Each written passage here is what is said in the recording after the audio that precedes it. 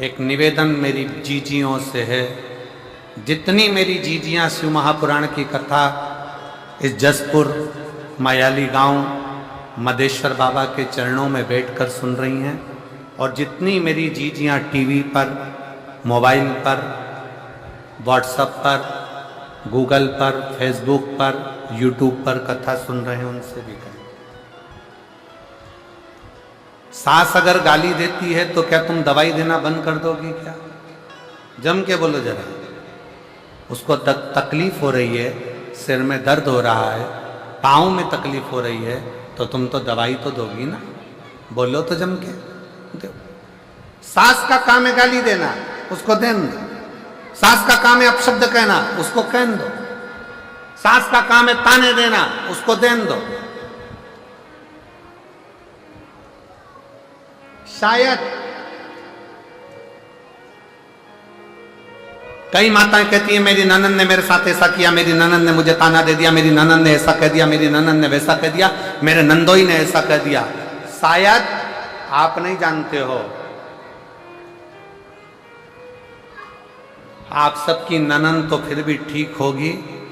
पार्वती जी की जो ननंद थी ना, पार्वती जी की जो ननंद थी, वो इतनी प्रबल थी, इतनी प्रबल कि पार्वती मैया भोजन बनाकर गणेश जी के लिए रखकर जाती थी, मोदक बनाकर कार्तिकेय के लिए रखकर जाती थी, और पार्वती जी की ननंद छिप्रिया वो उस मोदक को उठाकर पूरा की पूरा नंदी को खिला देती थी। आपकी ननंद तो फिर भी अच्छी है, कम से कम तुम्हारी बनाई गई रोटी को उठाकर कहीं नंदी को, बेल को, या गाय को, या अन्य इधर उधर कुत्ता उत्ता को तो नहीं दे रही।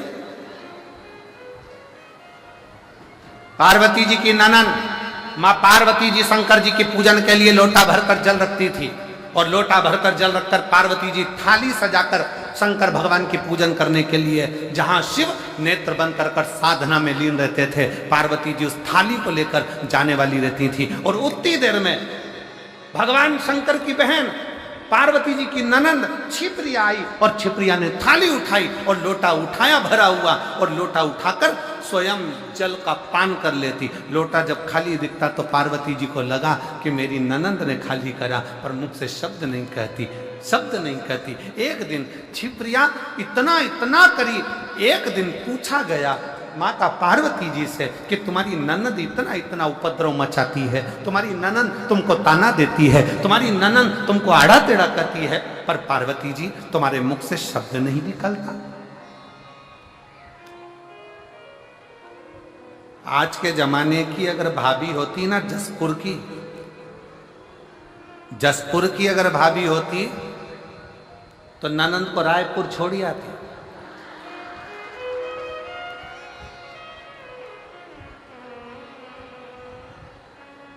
और दूसरी बार फोन भी नहीं लगाती कि तुम रक्षाबंधन पर। अगर ऐसी ननंद होती तो वो सीधे ले जाकर पहले रायपुर छोड़ती कि चलो यहां से। पार्वती जी से पूछा तुम्हारी ननंद इतनी तीव्र, तुम्हारी ननंद ऐसा कार्य करती है और तुम ननंद से इतना प्रेम क्यों रखती हो? माता पार्वती जी ने कहा मुझे याद है, मुझे याद है जब दूषण नाम का राक्षस उपद्रव मचाया, ब्राह्मण के बच्चों का रक्त निचोड़ कर दूषण नाम के राक्षस ने पीना प्रारंभ करा। और दूषण नाम का राक्षस जब रक्त को पीना प्रारंभ करा, तब सारे ब्राह्मणों ने और देवताओं ने शंकर की आराधना करी, भोले बाबा इस दूषण को मार दो, इस दूषण नाम के राक्षस का, असुर का संहार कर दो। तब शिव जी ने कहा कि मैं दूषण को मार तो दूंगा, मना नहीं है, पर दूषण को एक वर है, दूषण का संहार मैं त्रिशूल उठाकर कर दूंगा, दूषण को मैं मार दूंगा। और दूषण को एक वर है, क्या वर है दूषण को?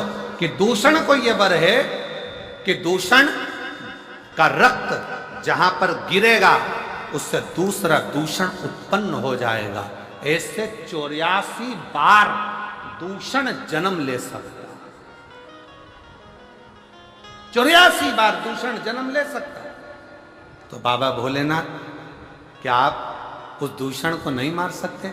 शंकर जी कहते हैं मैं दूषण को मार दूंगा, पर निवेदन है कि सारे देवता मिलकर और सारे ब्राह्मण मिलकर मेरी बहन के पास जाएं, क्षिप्रिया के पास जाएं और क्षिप्रिया से जाकर कहें कि क्षिप्रिया तुम एक काम करना, जैसे ही दूषण का रक्त गिरेगा ना, तुम पानी का रूप ले लेना, जल का रूप ले लेना, और दूषण का जैसे ही रक्त गिरे उस पर पानी फेर देना, तो दूषण का दूसरा दूषण पैदा ही नहीं होगा और दूषण मर जाएगा। क्षिप्रिया ने कह दिया ठीक है, कह दो शंकर जी से, भोले बाबा से कह दो दूषण नाम के राक्षस का संहार करें। शंकर भगवान दूषण नाम के राक्षस का संहार करने के लिए जैसे ही गए, शंकर जी ने दूषण नाम के राक्षस का संहार कर दिया। जैसे ही संहार करा, क्षिप्रिया को आने में देरी हो गई, क्षिप्रिया नहीं पहुंच पाई। क्षिप्रिया नहीं पहुंची तो दूषण ने 84 रूप रख लिए। अब जैसे ही दूषण ने 84 रूप रखे, 84 रूप धारण कर लिए दूषण ने, क्षिप्रिया जैसी आकर खड़ी हुई तो सारे ब्राह्मणों ने, संतों ने, भगवानों ने, सबने कह दिया मां आपको आने में देरी हो गई। इतने में तो दूषण ने 84 रूप रख लिए। अब क्या होगा? शंकर भगवान तो अपना रूप नहीं रख सकते, क्योंकि वो ओघड़दानी है, वो शंभु है, वो रूप कभी नहीं रख सकते। राम जी अगर पृथ्वी पर जन्म लेके अपना नारायण रूप रख सकते हैं, भगवान नारायण अपने अनेक रूप रख सकते हैं, ब्रह्मा जी अपने अनेक रूप रख सकते हैं, इंद्र अपना रूप बना सकता है, देवता देवी अपना रूप बना सकती है, पर शंकर कभी भी रूप नहीं रखते हैं। शंकर तो अड़भंगा है, एक रूप ही काफी है सारे जगत के कल्याण के लिए, इसलिए शिव को रूप रखने की जरूरत नहीं पड़ती। भगवान शंकर को रूप रखने की जरूरत नहीं पड़ेगी। अब क्या होगा? इतने में क्षिप्रिया ने कहा चिंता मत करो, अगर दूषण नाम का असुर 84 रूप ले सकता है तो मैं भी शंकर की बहन हूं, शिव की बहन। इतना बल मुझ में है कि मैं शंकर के 84 रूप विभाजित कर सकती, पर शिव तो रूप रख नहीं सकते। क्षिप्रिया कहती है मैं रखूंगी शंकर के 84 रूपों को, मैं शंकर भगवान के 84 रूप धारण करवाऊंगी। और मां क्षिप्रिया ने अपने जल का वेग इतना तेज करा कि शंकर भगवान के 84 रूप हो गए, और 84 रूप धारण कर कर दूषण 84 थे। उन 84 दूषण को शंकर भगवान काल अधिपति महाकाल ने 84 रूप धारण कर कर संहार कर दिया। माँ क्षिप्रिया ने हाथ जोड़कर निवेदन कर दिया, भैया अब इस महाकाल वन में, इस महाकाल की भूमि में, इस अवंती का प्रदेश में, हे मेरे भैया आप इन्हीं 84 रूप में विराजमान रहना, और मेरे काल अधिपति 84 महादेव के रूप में अवंती का पुरी में विराजमान। अवंती का पुरी में 84 रूप में मेरे देवाधिदेव महादेव विराजमान हो गए।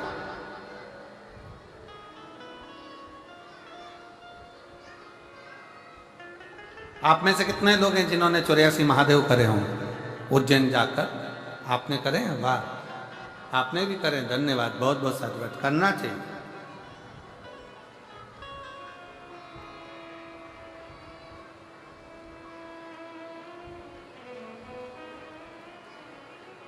कभी उज्जैनी अवंतिका प्रदेश में जावे, महाकाल वन में जावे, तो एक बार 84 महादेव मेरे महाकाल बाबा के जो 84 रूप हैं उसका दर्शन अवश्य अवश्य।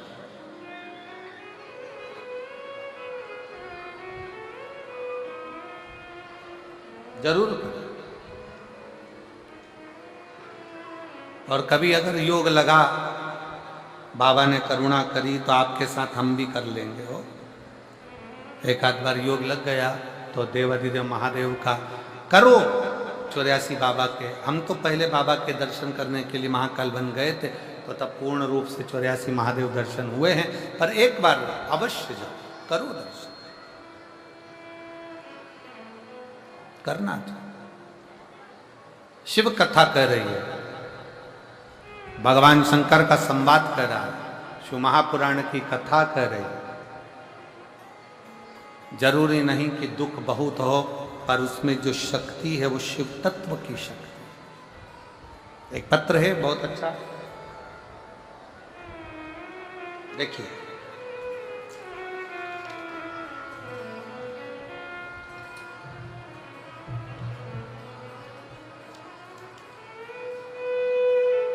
मेरा नाम भरत डहरिया है, पिता का नाम श्री सुरेश डहरिया है, माता का नाम श्रीमती बतेशी बाई डहरिया है, ग्राम करहिया, पोस्ट हरई, तहसील हरई, जिला छिंदवाड़ा, मध्य प्रदेश के निवासी हैं।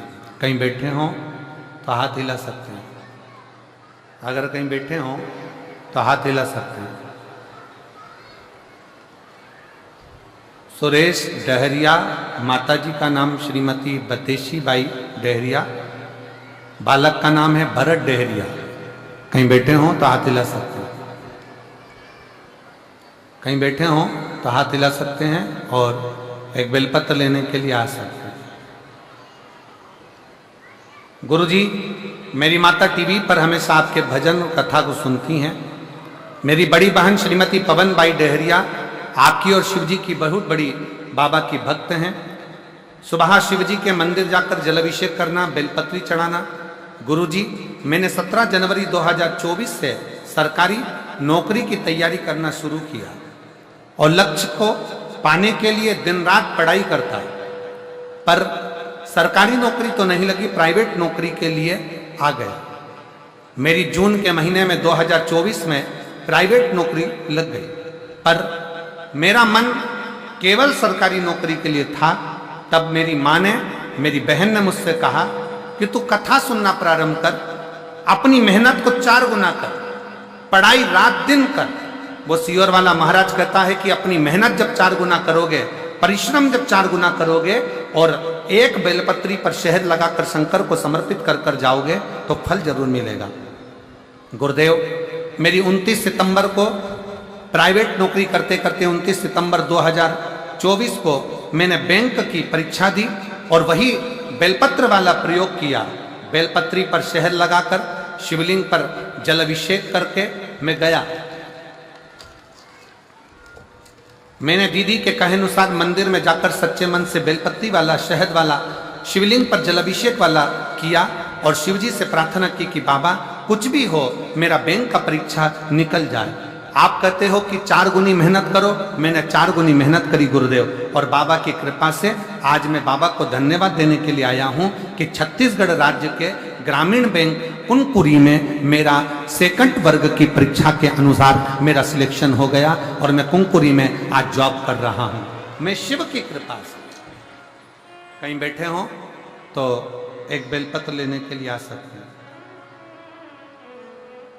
अधिकारी वर्ग 2 में परीक्षा दी और सफलता पाई और छत्तीसगढ़ राज्य के ग्रामीण बैंक कुनकुरी में मेरा सिलेक्शन हो गया। मैं शिव को प्रणाम करने के लिए आया। आपका विश्वास, आपका भरोसा, आपकी दृढ़ता, ये सबसे बहुत जरूरी है। और महाराज, तेरा ही दिया मैंने खाया पिया है, तेरा शुक्रिया है, तेरा शुक्रिया। मुझे भोले बाबा ने बहुत दे दिया है, तेरा शुक्रिया है, तेरा शुक्रिया। ये जायदाद दी है, औलाद दी है, मुसीबत में हर वक्त इमदाद दी है, तेरा ही दिया में खाया पिया है, तेरा शुक्रिया है, तेरा शुक्रिया। अब दया करो है भोलेनाथ, भोलेनाथ, मस्त रहूं तेरी मस्ती में। अब दया करो रे भोलेनाथ, मस्त रहूं तेरी मस्ती में। अपने स्थान पर बैठकर भगवान शिव जी से अपना मन का भाव बड़े हृदय से प्रार्थना करिए, दिल से विनय करिए। जहाँ जगह मिले वहाँ बैठ जाओ और बाबा से अपने मन का भाव अवश्य करिए। बड़े दूर दूर से आए हो, 25, 50, 100, 200, 500 रुपये खर्च कर कर आए हो, दिल से बैठकर बाबा से विनय करो। पैदल चलकर आए हो बहुत दूर तक, बैठो और बाबा से ऐसी प्रार्थना करो कि बाबा मेरा ये कार्य पूर्ण हो और अगली कथा के पंडाल में मेरा भी पत्र हो, ऐसी कृपा आप मेरे पर करें। दिल से बाबा से प्रार्थना करें और जहाँ जगह मिले वहाँ बैठकर बाबा को विनय करें, जहाँ जगह।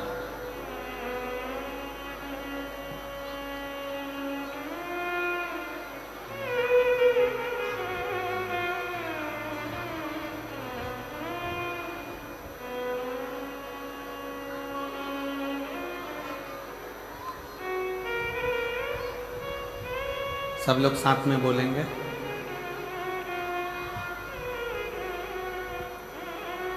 एक निवेदन है, अगर आप लोग स्वीकार करें तो, जो सबसे आखिरी वाला जो पंडाल बना हुआ है, पाइप पंडाल, उसमें जितने भी लोग खड़े हुए हैं या बैठे हुए हैं, मेरा निवेदन है कि वो सभी उस पंडाल को खाली कर कर, जो बाजू वाला पंडाल है या इधर बाजू वाला पंडाल है, जहाँ जहाँ जगह मिले आप उसमें आकर बैठना प्रारंभ करें या उसमें खड़े रहें, मना नहीं। मेरा प्रशासन से भी निवेदन रहेगा कि पीछे का जो पंडाल है, आखिरी वाला पाइप पंडाल, उसको खाली कराकर और साइड वाले पंडालों में भक्तों को बिठाने का प्रयास करें। श्री शिवाय नमस्ते। सब लोग साथ में बोलेंगे और बड़े भावों के साथ, आनंद के साथ बाबा से प्रार्थना करें।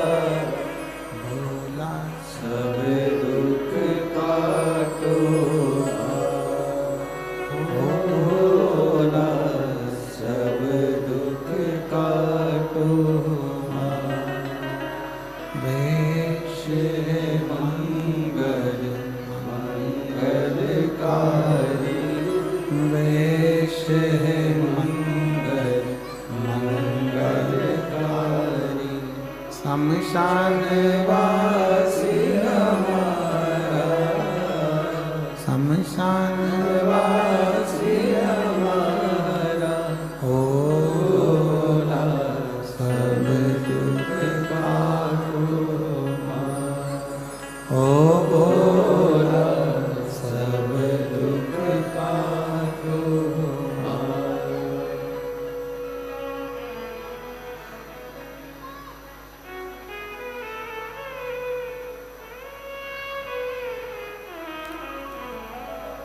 भगवान देवाधिदेव महादेव भगवान शिव, ओगड़दानी, त्रिकालदर्शी, कैलाशी, अविनाशी शंकर कथा कर रही है।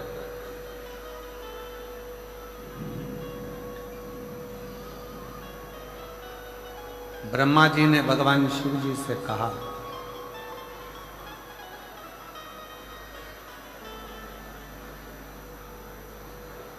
और ब्रह्मदेव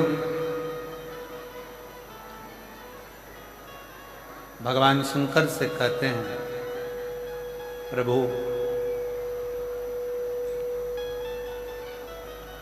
हे दयालु, हे दाता, ये तो बताओ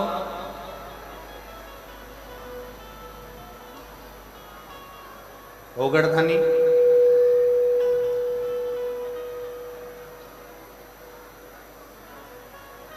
जिन दक्ष प्रजापति के शब्दों से, जिन दक्ष प्रजापति की वाणी से, जिन दक्ष प्रजापति के शब्दों से,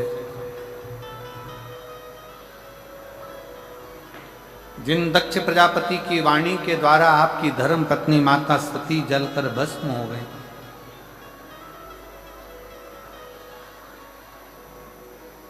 और उन्हीं दक्ष प्रजापति का सिर आप वापिस जोड़ने के लिए जा रहे हैं, पुनः जोड़ने के लिए। ये दया क्यों, ये कृपा क्यों?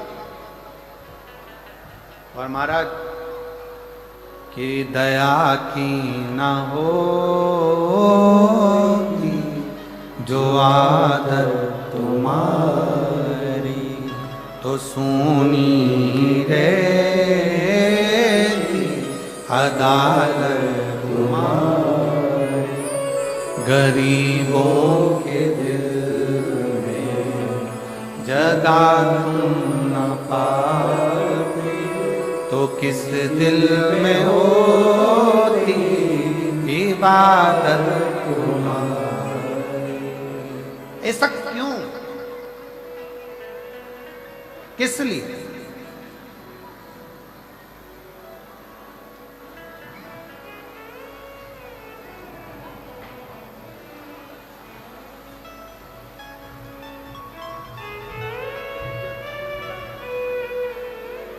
एक बार जोरदार ताली बजाओ। इस बच्चे का सरकारी नौकरी लगा है और बहुत भाव से इसने शिव की सेवा की।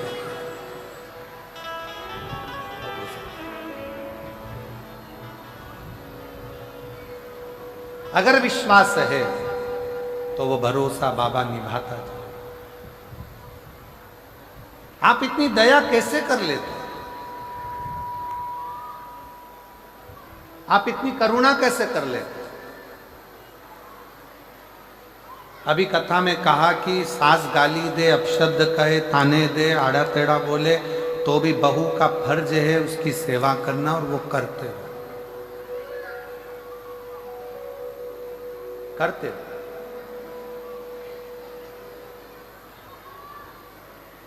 एक बात बताएं आपको, स्वयं के समय में और बाप के समय में बहुत अंतर है। थोड़ा सावधानी से सुनिए।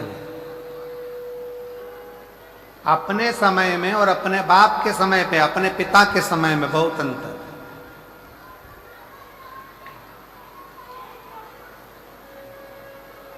बाप के समय में, पिता के समय में बच्चों को, बेटों को गरम रोटी मिलती है, गरम कपड़ा मिलता है, नरम नरम कपड़ा मिलता है, और जो जो तुम्हारी इच्छा होती है, बाप की जेब में कुछ होए ना होए, पर बाप अपनी औलाद की इच्छा पूरी करता ही है। वो पिता होता, वो पिता।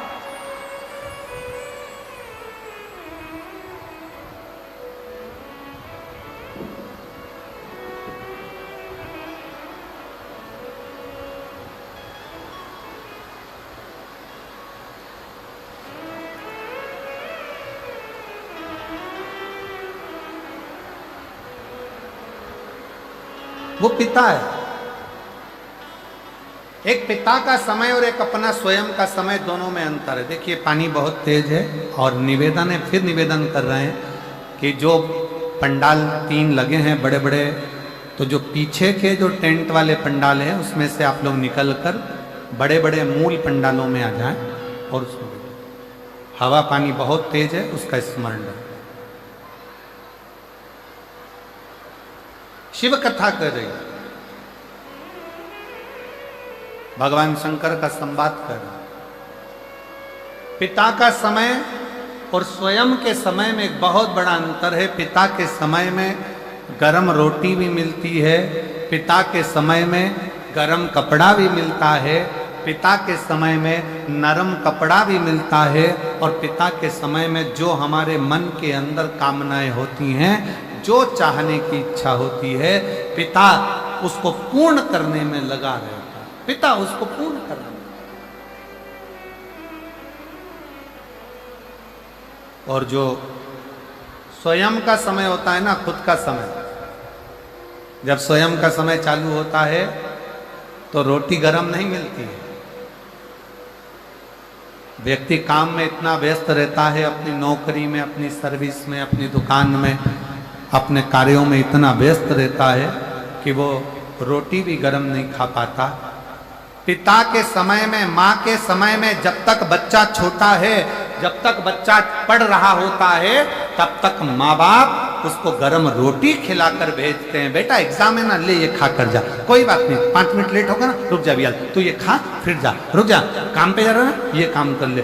पिता के समय में और अपने समय में बहुत बड़ा अंतर होता है। पिता के समय गरम रोटी मिलती है, गरम कपड़ा मिलता है, नरम कपड़ा मिलता है, और अपने मन की कामनाएं भी पूर्ण होती है। पर जब अपना खुद का समय आता है तो रोटी भी ठंडी मिलती है, और कपड़ा जो अलमारी में रखा होता है, नया है कि पुराना, वो पहनकर अपन अपने काम में लगे रहते हैं। इसलिए शिव महापुराण की कथा कहती है कि अपने पिता भगवान देव अधिदेव महादेव से जाकर रोज मिलते रहो, तो मेरा देव अधिदेव महादेव, मेरा शंकर आपका पिता है, तो वो नित्य प्रति गरम रोटी भी देगा, गरम कपड़ा भी देगा, और नरम कपड़ा भी देगा, और हमारी इच्छाओं को भी पूर्ण करेगा। वो शिव शिव है।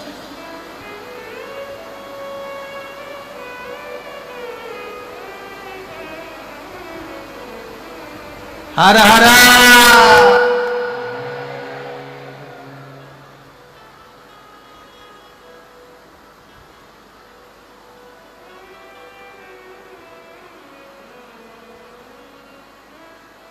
अब देखो धूप भी आ रही है,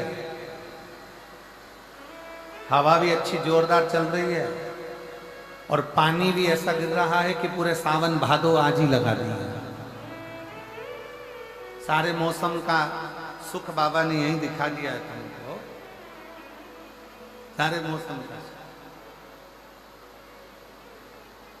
बोल बम का नारा है, दोनों हाथ उठाकर एक बार प्रेम से हार हार हार हार हार हार। भगवान शिव गढ़दानी की कथा कर रही है, शिव तत्व कर रहे हैं, पिता स्वयं स्वयं।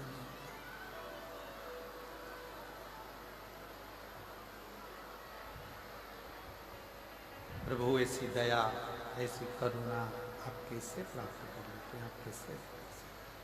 शंकर भगवान से ब्रह्मा जी कह रहे हैं, स्वयं शिव जी से ब्रह्मदेव कह रहे हैं कि प्रभु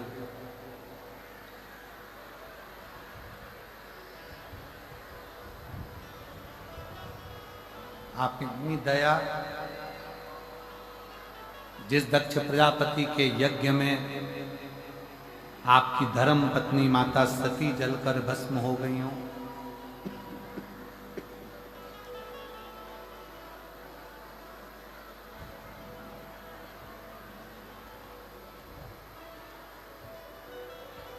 और उन दक्ष प्रजापति का सिर वापिस जोड़ देना, ये दया, ये करुणा, ये कृपा कैसे? शिव कहते हैं,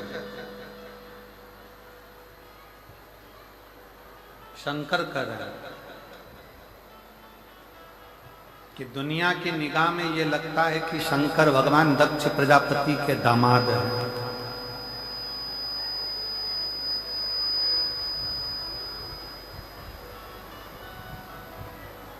दुनिया की दृष्टि में शिव दक्ष प्रजापति के दामाद हैं, ये दुनिया की दृष्टि।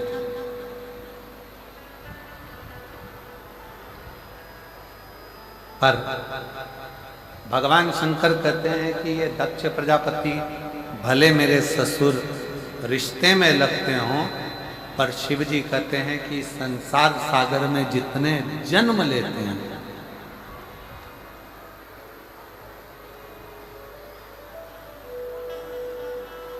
जितनों का जन्म इस संसार सागर में होता है,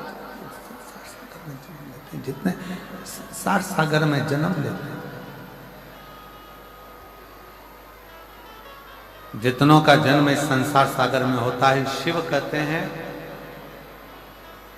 मैं उनका पिता हूं और वो मेरे पुत्र, वो मेरे पुत्र हैं।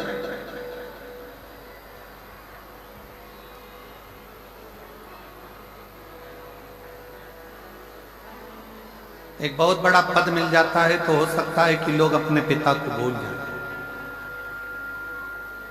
एक बहुत बड़ा सिंहासन मिल जाए तो हो सकता है कि लोग अपने बुजुर्गों को भूल जाएं। बहुत बड़ी प्रतिष्ठा मिल गई, पद मिल गया, धन मिल गया, सत्ता मिल गई तो हो सकता है लोग अपने माता पिता को भूल जाएं।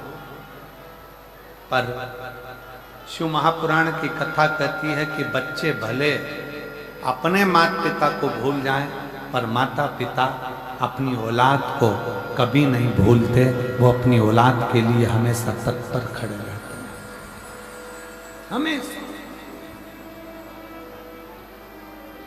एक चरित्र आता है कि एक बेटा अपने पापा से कहता है, पिताजी से कहता है,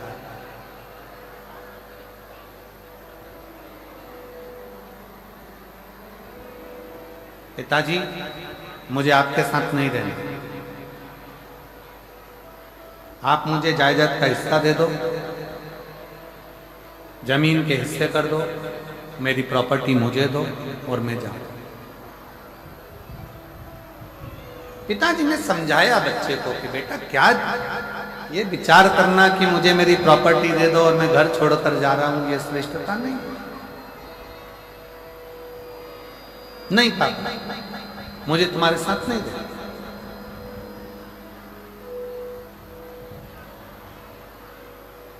आप तो मेरी प्रॉपर्टी का हिस्सा दीजिए और मुझे जाने दीजिए, आप मुझे मेरी जायदाद का हिस्सा दो और मुझे जाने दो। फिर पिता ने समझाया, बेटा ऐसी बात नहीं करते, सारी जायदाद तुम्हारी तो है, दो भाई हो, बुजुर्ग मेरा शरीर है, मां तुम्हारी है नहीं, अगर ये जायदाद का हिस्सा भी होगा तो तुम दोनों को ही तो मिलने वाली। नहीं पापा मुझे आपके साथ नहीं रहना, मुझे शहर जाना है, मुझे शहर जाना है, मुझे शहर जाना है, मुझे मेरी जायदाद का हिस्सा दे दो, मुझे जाना है। आखिरी में पिताजी ने वकील को बुलवाया और वकील से बुलवा कर कहा कि साहब आप मेरे बेटे को समझाओ कि ये मुझे छोड़कर ना जाए। माना मैं बुजुर्ग हूं, बोलने में आ जाता है, कह जाता हूं कुछ अपशब्द,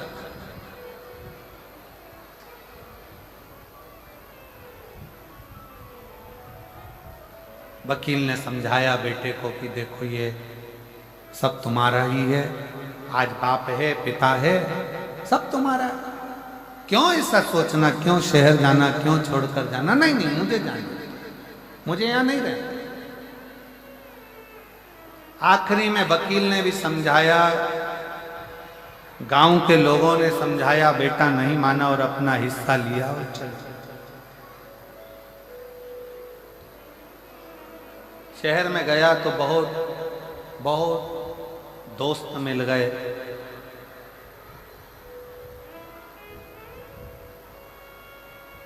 जेब खाली होती है ना, कोई नहीं मिलता।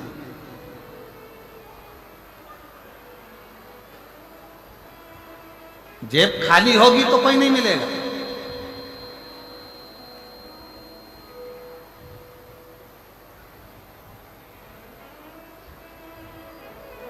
और मेरा निवेदन है, जितने जितने ये पदाधिकारी पदगण बैठे हुए हैं, या जितने जितने हम कहेंगे, कोई विधायक हो, कोई सांसद हो, कोई अध्यक्ष हो, कोई उपाध्यक्ष हो, कोई पद प्रतिष्ठा वाले हों, कोई मिनिस्टर हो, कोई मंत्री हो, जितने बैठे हैं सब अंदाजा लगा कर देखना, जब जेब खाली होगी, कोई पद नहीं होगा, कोई सिंहासन नहीं होगा, तो दुनिया भी बिल्कुल हल्के में लेती है। कौन पूछता किसको? पर जब शिव की कृपा हो और जेब अगर भर जाए, पद प्रतिष्ठा मिल जाए, तो दुनिया भी पूछने लगती है, फिर रिश्तेदारी ढूंढने लगती। वो तो हमारी काका जी का लड़के का लड़का है, वो हमारी मौसी जी की लड़की है, वो हमारे चाचा जी के लड़के का लड़का है। फिर वो संबंध ढूंढे जाते हैं। संबंध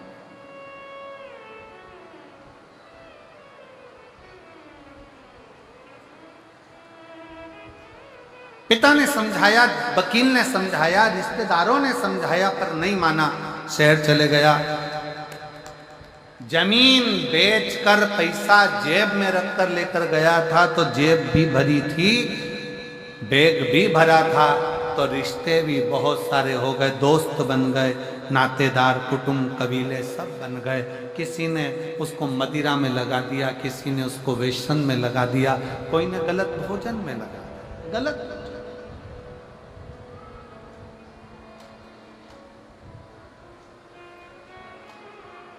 एक पत्र है,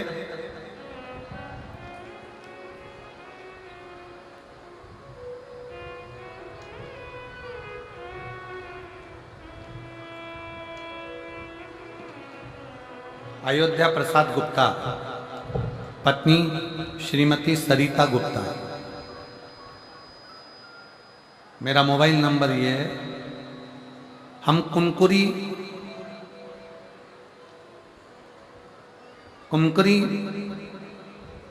रेमते रोड के निवासी हैं। कहीं बैठे हो तो हाथ हिला सकते हैं। आप ही हैं, आ जाओ, एक बेलपत्र लेकर जाना चाहिए। गुरुजी, इस व्यासपीठ के सामने मैं सत्य कहना चाहता हूं। 2023 में आपकी पहली बार कथा सुनना प्रारंभ करा। इससे पहले हम आपको नहीं जानते। कुछ गलत लोगों की संगत में आकर उन्होंने हम लोगों को तामसिक भोजन करना सिखा दिया। मेरा पूरा परिवार तामसिक भोजन में पड़ गया। गलत लोगों की संगत में आकर कुछ लोग ऐसे हैं जो बहला कर फुसला कर गलत तरह का भोजन करा देना, गलत संगत में ले जाना, गलत विचारों में ले जाना और सनातन धर्म से दूर करते चले। तामसी भोजन करना प्रारंभ, उसी में रुचि रहने लगी। अब करें तो करें क्या? तब मेरी बहन ने मुझसे एक बार कहा कि जीजी, मेरी बोली कि एक बार तू, वो सीहोर वाला महाराज आता है टीवी पर, कथा सुनाता है शिव पुराण की, एक बार उनकी कथा सुनी। मैंने अपने जीवन में पहली बार आपकी कथा 2023 में श्रवण करी। श्रवण करते से ही मेरा मन हो गया कि मैं कुबेरेश्वर धाम जाऊं। कुबेरेश्वर धाम गया, शंकर जी की मां कंकर शंकर पूजन करी और एक कंकर उठाकर मैं अपने घर पर लेकर आ गया। ना जाने वो कंकर आने से ऐसा क्या हुआ कि मेरा दिल, मेरे परिवार का मन शंकर में जुड़ गया। और जिस दिन से कंकर शंकर मेरे घर में आए, उस दिन से मेरा तामसी भोजन भी छूट गया और मेरा विचार अपने सनातन धर्म की मजबूती की ओर आगे बढ़ा। एक शिव तत्व किसको कहते हैं? आ जाइए। एक शिव की उपासना किसको कहते हैं?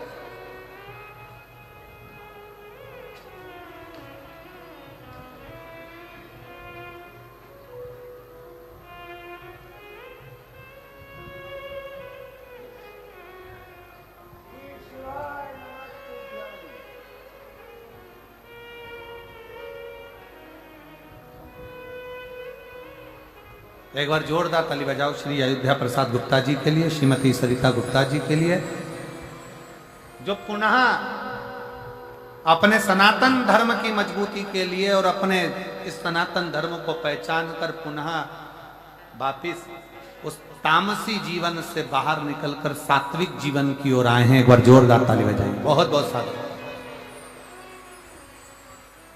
तो शिव तत्व कह रहा है, भगवान शंकर की कथा कर रही है, उस बेटे ने अपना जीवन बेकार कर लिया, जो धन था जेब में सारा की सारा व्यर्थ में कमाना प्रारंभ कर, व्यर्थ बर्बाद हो गया, धन कुछ नहीं बचा, संपदा कुछ नहीं बची, पैसा कुछ नहीं बचा। तब आखिरी में उसने विचार करा कि अब करूं तो करूं का, कहाँ जाऊं, क्या करूं, किससे मिलूं, किसको बोलूं, क्या करूं। तब वो सब बर्बाद होने के बाद में जितना धन था वो सब खत्म होने के बाद फिर अपने गांव पिता के पास गया। उसको लगा कि पिताजी मुझे रखेंगे नहीं, उसको लगा मेरा पिता मुझे रखने वाला नहीं है, मुझे मारकर धक्के देकर बाहर निकाल देगा। पर जैसे ही पिता ने अपने बेटे को देखा कि बेटा 2 साल के बाद आया है, वो पूरा बर्बाद होकर आया है, पिता ने अपनी बाहें फैलाई और अपने बेटे को गले से लगा लिया। बेटा कहता है पापा मैंने अपना जायदाद का पूरा हिस्सा खत्म कर दिया, समाप्त कर दिया, उसके बाद भी तुम मुझे गले लगा रहे हो। पिता कहते हैं बेटा जायदाद तो फिर बन जाएगी, अगर बेटा मेरे पास में है तो ये समझना कि ये प्रॉपर्टी बनाने में देरी नहीं लगेगी, ये प्रॉपर्टी बनाने में देरी नहीं लगेगी। जैसे एक पिता अपने बिछड़े हुए पुत्र को वापस प्राप्त कर लेता है, शिव महापुराण की कथा कहती है, ऐसा ही मेरा देव अधिदेव महादेव, मेरा शंकर ओघड़ी अपनी बाहें पसार कर बैठा हुआ है कि जिस समय पर तुम दुनिया से ठोकर खा लो, दुनिया तुम्हें धक्के दे दे, दुनिया तुमको अपशब्द कह दे, ताना दे दे, आड़ा टेढ़ा कह दे, दुनिया के धक्के जब तुम खा लो, मेरा शंकर कहता है उसके बाद एक बार 1 लोटा जल लेकर मेरे मंदिर तक आ जाना, तो मैं तुम्हारा बाप हाथ पकड़कर पार लगा ही देगा, तुम्हारा पिता और तुम्हें पार।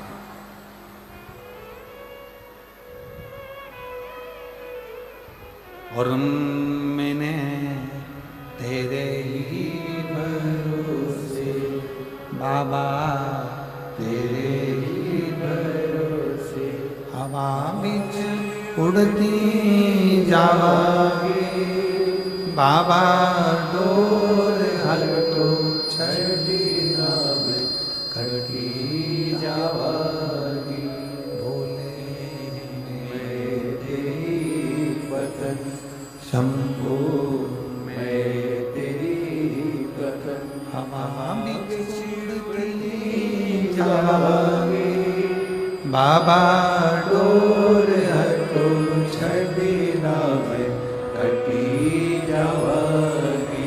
उस परम पिता परमात्मा के आश्रित रहे। शिव कह रहे हैं ब्रह्मा जी से, आप कहते हो मेरी पत्नी सती जलकर भस्म हो गई, तो मैं दक्ष प्रजापति का सिर क्यों जोड़ूं?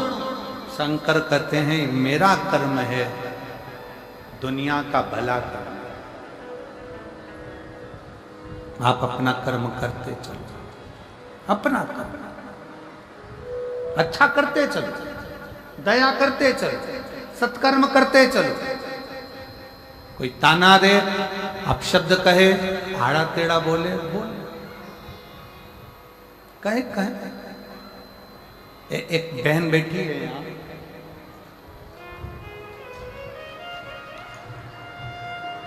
श्रीमती लक्ष्मी यादव, पति श्री दिनेश यादव, निवासी ग्राम भातुडंड, तहसील पत्थल गांव, जिला जशपुर, छत्तीसगढ़ के निवासी हैं। कहीं बैठे हों तो हाथ हिला सकते हैं। श्रीमती लक्ष्मी यादव, पति श्री दिनेश यादव, निवासी भातुडंड, तहसील पत्थल गांव, जिला जशपुर, छत्तीसगढ़ के निवासी हैं। कहीं बैठे हों तो हाथ हिला सकते हैं। बच्चा आया हो तो साथ में लेकर आ जाइए, आ जाओ। गुरुदेव, शादी के कई साल निकल गए। 2 साल तक हमने बच्चे का इंतजार करा। उसके बाद हमने डॉक्टर से इलाज करवाना प्रारंभ किया। डॉक्टर ने कह दिया था कि मैं मां नहीं बन सकता, संतान का सुख नहीं होगा। 4 साल, 5 साल, 6 साल, 7 साल, 8 साल ऐसे इलाज कराते कराते निकल गए, पर संतान का सुख नहीं आया। पूरे डॉक्टरों को दिखा लिया। आखिरी में डॉक्टर ने कह दिया कि तुम्हारे गर्भाशय में गठान है, तुम्हारे गर्भाशय में गठान है, जिसके कारण बस तुम्हें माता बनने का सुख नहीं होगा। हम लोग परेशान हो गए। तब एक रिश्तेदार के कहने पर पहली बार आपकी कथा श्रवण कर। मेरी ननंद लक्ष्मी ग्राम गोलागुंडा में रहती है। उसने कहा, भाभी आप एक बार शंकर की कथा तो सुनो, शिव पुराण, और कथा सुनो, सफेद आंकड़े की जड़ का प्रयोग करो। डॉक्टर भले मना कर दिए कि तुम्हें औलाद नहीं हो सकती। जी, मेरे गर्भ में तो 2 गठाने हैं, इसके कारण मेरा गर्भ नहीं ठहरेगा। अब करूं तो करूं क्या? डॉक्टर ऑपरेशन का बोल रहे हैं। मेरी ननंद ने कहा कि तुम एक बार तो प्रयास करो, सफेद आंकड़े की जड़ का प्रयोग करो, और तुम्हारे नजदीक में कहीं पर अगर शिव पुराण की कथा हो तो पंडाल में बैठकर श्रवण करो। हमने कथा को पंडाल में बैठकर सुना, बाबा से विनय करी, और ऐसी कृपा बाबा ने करी गुरुदेव। डॉक्टर ने मना करा था कि गर्भ नहीं ठहरेगा, तो भी मेरा 8 साल के बाद गर्भ ठहरा। 2 गठान गर्भ में और बच्चा गर्भ में। डॉक्टर ने जब 7वां महीना आया तो कह दिया कि बच्चे का माइंड विकलांग रहेगा, यह बच्चा मानसिक विकलांग रहेगा, बच्चे का दिमाग पूर्ण नहीं बना। हमने सोचा कि अब करें क्या? डॉक्टर बोल रहा है कि गर्भाशय गिरा दीजिए। तब डॉक्टर पर विश्वास करा, फिर प्रयास करा। डॉक्टर ने तो कह दिया गर्भाशय गिरा दो। हम लोग गर्भाशय गिराने के लिए सोच भी लिए, पर मेरी ननंद ने फिर कहा, एक बार फिर किसी पंडाल में बैठकर कथा सुनो। पंडाल की बड़ी महत्वता है। फिर पंडाल में कथा सुनी। वापिस डॉक्टर के पास गए। डॉक्टर कहने लगे कि ये बच्चा तो बेकार है, अब तो इसको जन्म देना पड़ेगा। समय आया, बच्चे को जन्म दिया। गुरुदेव, बाबा ने ऐसी कृपा करी, 9 जनवरी 2025 को मेरे घर में बच्चे ने जन्म लिया। डॉक्टर ने जब जांच करी तो बच्चा पूर्ण तरह से स्वस्थ था, बच्चे का माइंड भी पूरा काम कर रहा था और बच्चे में कोई तकलीफ नहीं थी। गुरुदेव, गर्भ में गठाने थी। डॉक्टर ने जब वापिस जांचें करी तो गर्भ में एक भी गठान नहीं निकली, और बाबा की कृपा से आज मैं स्वस्थ हूं। मेरे बच्चे को यहां प्रणाम कराने के लिए लेकर आई।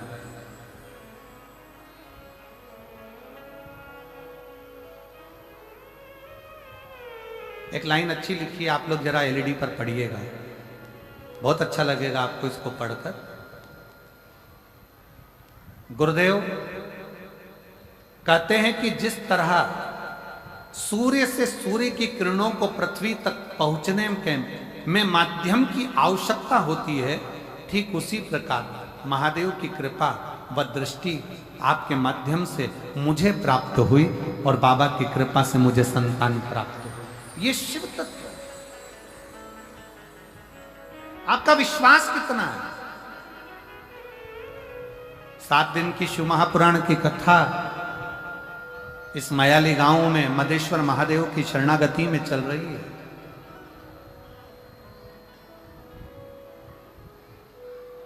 हो सकता है कि आपको थोड़ा चलना पड़े, किराया भी लगे, गाड़ियों से आना भी पड़े, पर प्रयास करना कि 7 दिन की कथा यदि आपकी जिंदगी में पंडाल में बैठकर आप श्रवण कर लें तो ये निश्चित है कि एक ना एक दिन आपका भी पत्र इस व्यासपीठ पर जरूर होगा। दिल से उससे सुनो।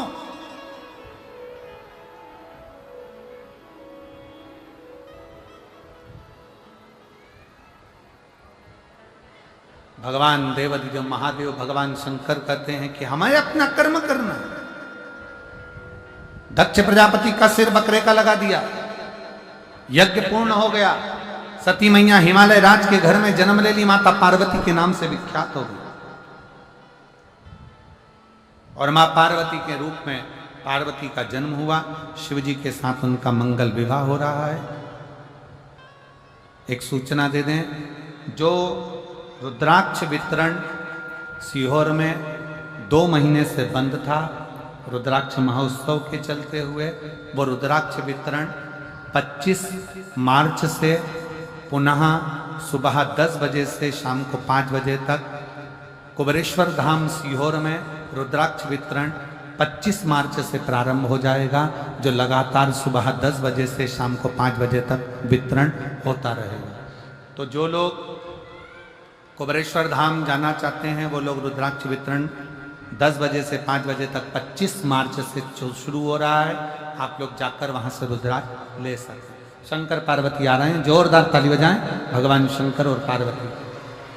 आशीष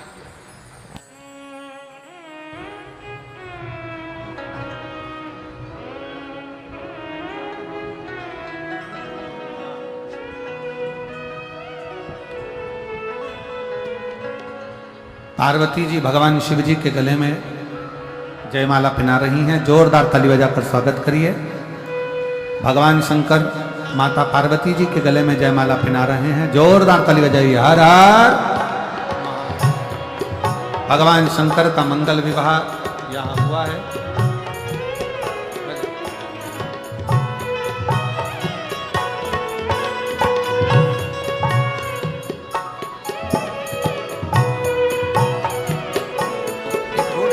में लड़के का हाथ कट गया दाहिना, और दाहिना हाथ पूरा चले गया, कंधा कट गया, कंधा टूट गया। डॉक्टर के हिसाब से यह हाथ नहीं, हाथ को काटना पड़ा।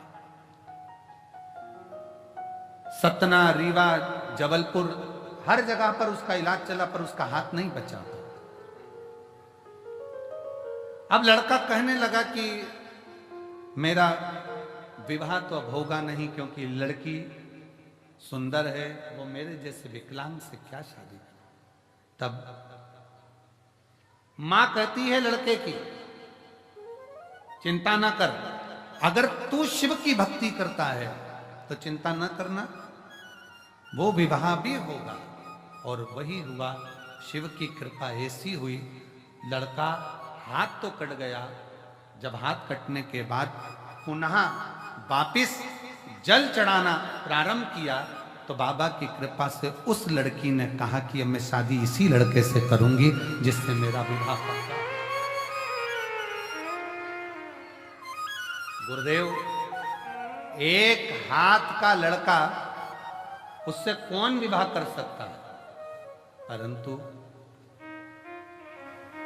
मेरे भोले तेरा सहारा है, मेरे भोले तेरा सहारा है, मेरी नैया का तू किनारा है, मेरी नैया का तू किनारा है।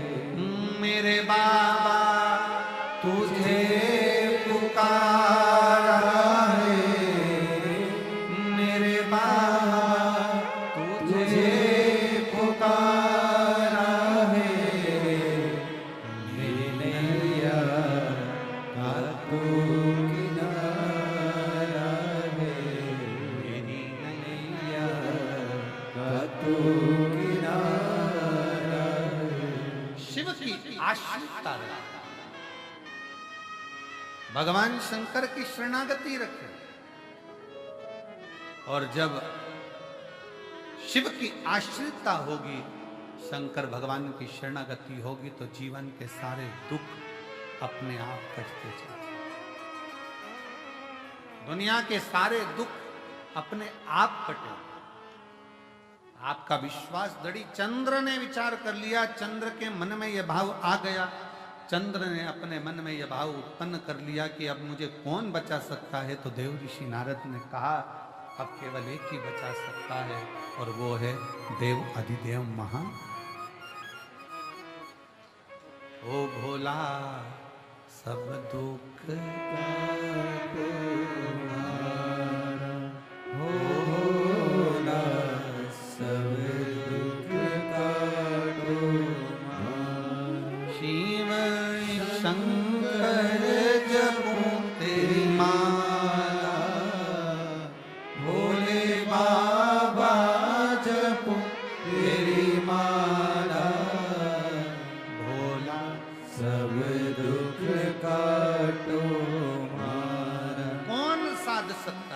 कहा नारद जी ने केवल एक है।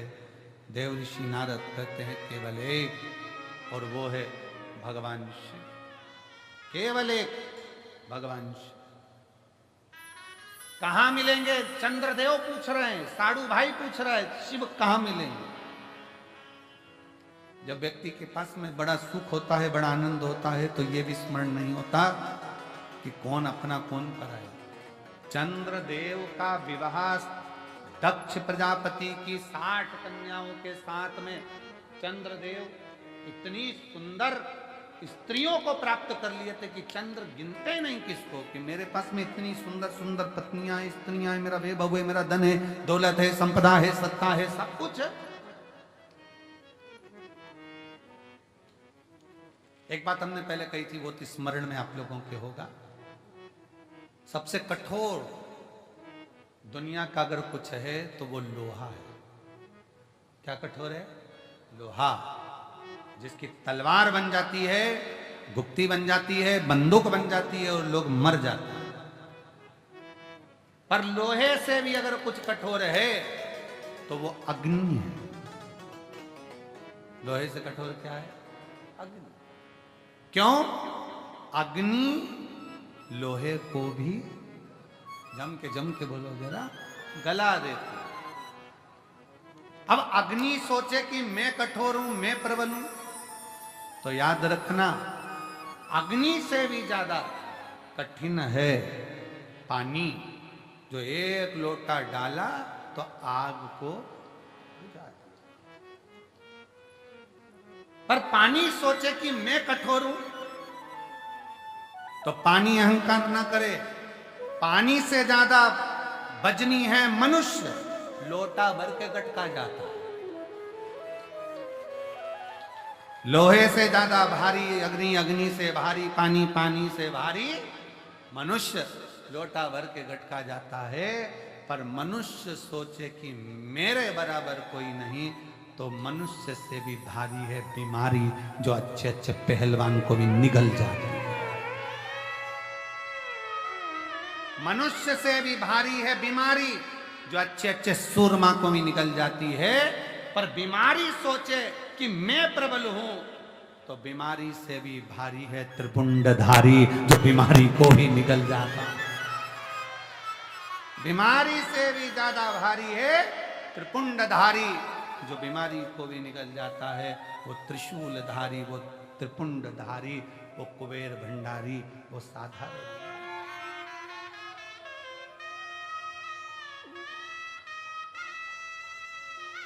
वो सहज नहीं, सरल नहीं।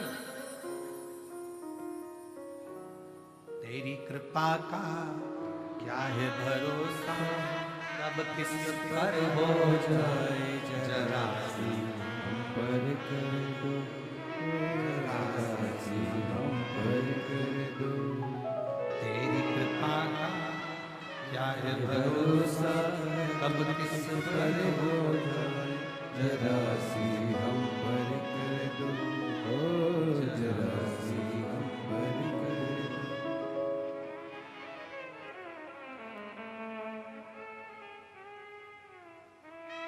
बस इतनी सी कृपा हो जाए कि आप शीश झुकाएं और बाबा आपका कल्याण कर जाए, तो इससे बढ़कर और क्या चाहिए? क्या चाहिए? चंद्र की काया का रोग शिव समाप्त कर सकते हैं, यह मालूम पड़ गया तो विचार करा कि अब शंकर की शरणागति ग्रहण करो। शिव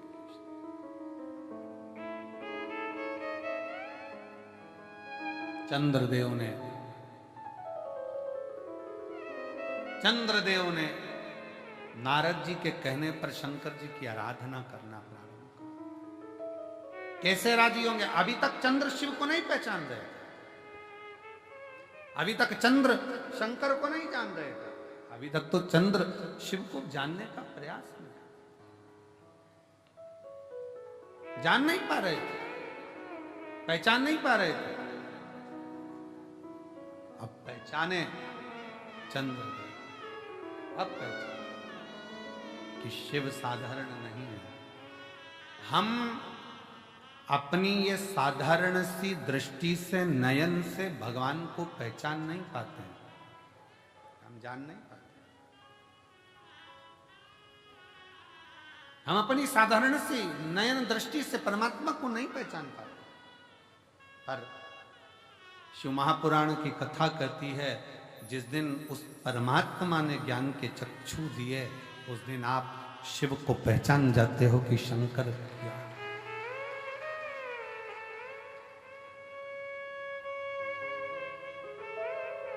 पहचान गए। चंद्रदेव ने बालू रेत का शिवलिंग बनाया और बालू रेत का शिवलिंग बनाकर चंद्रदेव ने जो पूजन करना प्रारंभ करा, शिव जी को क्या दिया? चंद्रदेव ने शंकर भगवान के मंत्र का जाप नहीं किया है, चंद्रदेव ने शिव जी की स्तुति आराधना नहीं, बल्कि एक पार्थिव लिंग का पूजन, जल लिया समर्पित किया, जल लिया समर्पित किया। और फिर निवेदन है, शंकर का एक लोटा जल तुम्हारा एक दिन जरूर बदलेगा, कल ये निश्चित चढ़ाया।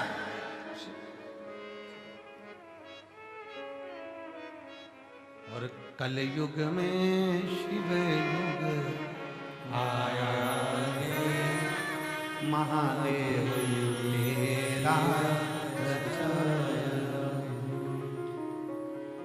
भोलेनाथ ये तेरा रचाया है, गुरुदेव ये तेरा रचाया है, कलयुग में शिव युग आया है, महादेव तेरा रचाया। चंद्रदेव ने शिव की आराधना करी। एक दिन ओघड़दानी, शाम का समय, प्रदोष का दिन, प्रदोष काल में भ्रमण पर फिर निकले मेरे ओघड़दानी और देख लिया चंद्र की स्तुति करते हुए, जल चढ़ाते हुए। प्रदोष काल में, प्रदोष के दिन, हमने पहले भी कहा कि एक दीप लगाना या जल चढ़ाना या शंकर को धतूरा चढ़ाना या चावल का दाना चढ़ाना या बेलपत्र चढ़ाना, वो खाली नहीं जाता है। तुम्हारा प्रदोष के दिन, प्रदोष काल में लगाया गया दीपक एक ना एक दिन तुम्हारे घर में भी प्रकाश जरूर कर जाता है, जरूर।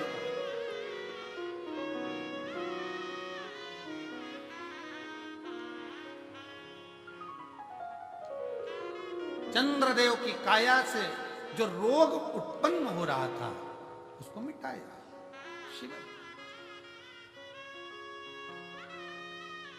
चंद्रदेव की काया का रोग समाप्त हो, काया का। और चंद्रदेव का जब काया का रोग समाप्त हुआ, चंद्रदेव ने फिर बाबा को निवेदन करा, ये आपकी कृपा से। भगवान शिव की कथा कर रही है, चंद्रदेव का काया का रोग ठीक हो जाता है। आगे वर्णन आता है, भगवान श्री आनंदमय स्वरूप देवादिदेव महादेव के द्वितीय ज्योतिर्लिंग मल्लिकार्जुन,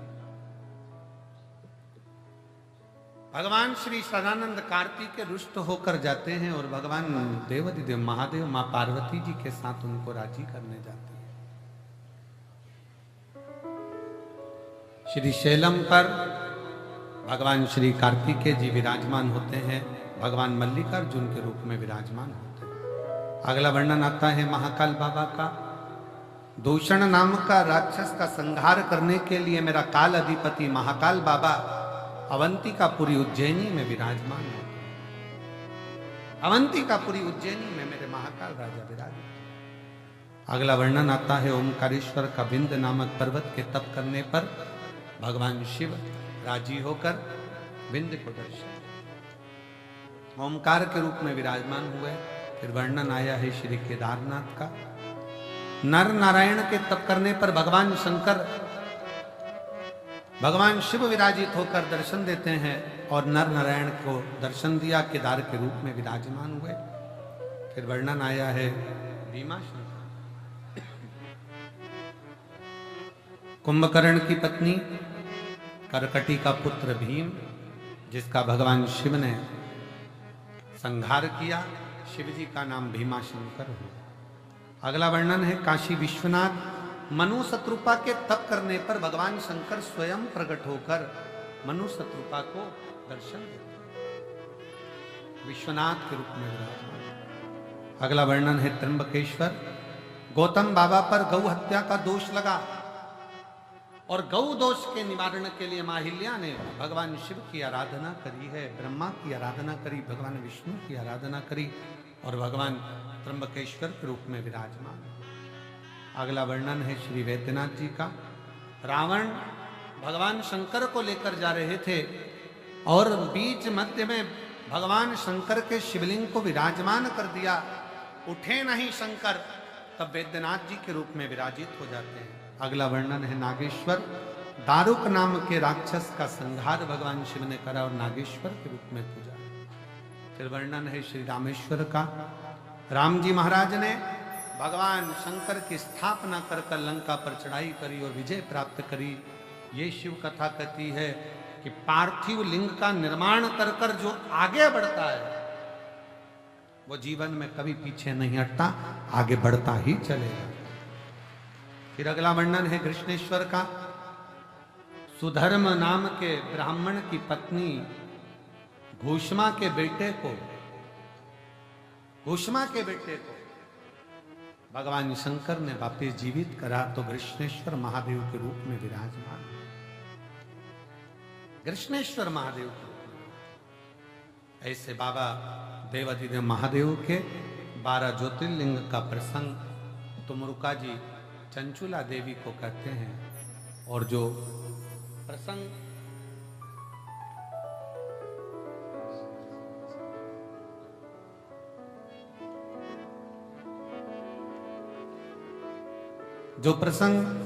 तुमरुका जी चंचुला देवी से कहते हैं और चंचुला देवी उस प्रसंग को सुन अपने जीवन को आनंदित करती। पति प्रेत योनि से छूट जाते हैं बिंदु। चंचुला देवी अखंड सौभाग्य धारण कर कर अपने पति के लोक को जाती है। भगवान देवाधिदेव महादेव कहते हैं, सुनो चंचुला तुमरुका जी, इस पवित्र शिव महापुराण की कथा को जो सुनता है, श्रवण करता है, हृदय से मुझे भजता है, शिव कथा कहती है, शंकर कहते हैं, उसके जीवन के सारे दुखों को मैं समाप्त कर देता हूं।